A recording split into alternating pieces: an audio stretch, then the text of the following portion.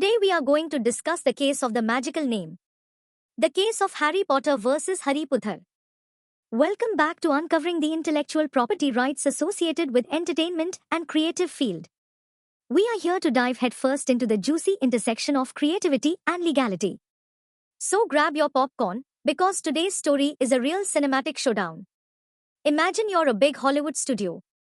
You've got a billion-dollar franchise about a boy wizard named Harry Potter. You're riding high, and life is good. Then, you hear about a new Bollywood film. The title? Hari Puthar, a comedy of terrors. Immediately, a siren blares in your head. It sounds familiar. A little too familiar. Warner Bros. Saw this title and thought, oh, no you don't. That's our bread and butter. They believed the name was a blatant attempt to piggyback on the fame and success of their Harry Potter brand. It's like finding a new coffee shop called Starbucksy right across the street. But here's the kicker. The plot of Hari Puthar has absolutely nothing to do with magic, a school for wizards, or evil dark lords. It's a comedy about a young boy who gets left home alone and has to fend off to bungling burglars. Sound familiar? Yep, it's essentially a Bollywood version of the classic film Home Alone. So, in a strange way, the film's title was the only part of the pitch that seemed to borrow from another source. IPR Insights, the heart of the matter. This isn't a simple case of one film copying another's story. That would be a copyright issue. This is a trademark dispute. A trademark protects a brand name, a slogan, or a logo. It's what distinguishes one company's goods or services from another's. Warner Bros. Claimed that the name, Hari Puthar, was phonetically and structurally similar to their registered trademark, Harry Potter. They argued that this similarity would create confusion in the market, leading consumers to believe the Bollywood film was either a knockoff or an official part of the Harry Potter universe. In the entertainment industry, IP is everything. It's the lifeblood of a creative business. For a studio, a successful franchise is a goldmine. The Harry Potter books and films are more than just stories, they're a brand. The title is a trademark, the films and books are protected by copyright, and the visual elements are often protected by design rights.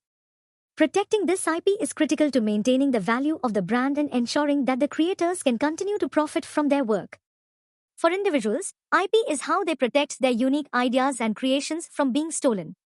Without IP, a small creator's brilliant idea could be swept up and exploited by a large corporation without any legal recourse. So, what happened when this magical courtroom battle reached the Delhi High Court? You might be surprised to learn that Warner Bros. Lost the case.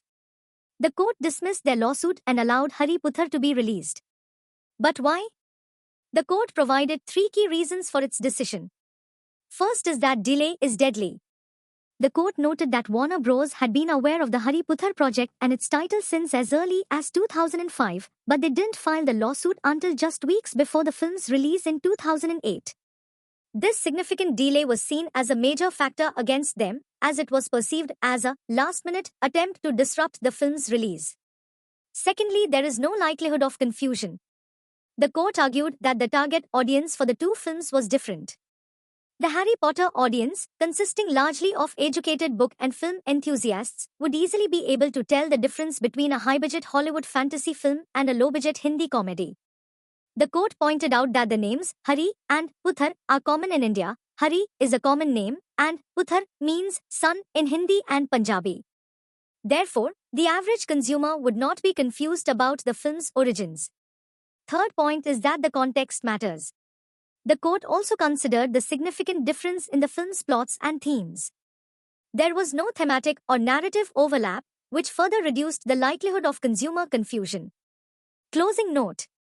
The Hari Puthar case is a fantastic reminder that IP law isn't just about sounding similar, it's about the bigger picture. It's about context, consumer behavior, and, frankly, not waiting until the last minute to protect your brand. It shows that even with a giant IP powerhouse like Warner Bros., the local context and the nuances of the case can lead to a surprising outcome. What do you think? Was Warner Bros. Right to be protective of their brand, or did the court make the right call? Let us know your thoughts in the comments below. Don't forget to like this video, subscribe to the channel, and hit that notification bell so you don't miss our next deep dive into the world of entertainment and IP. Thanks for watching. Until next time, stay creative and stay legal.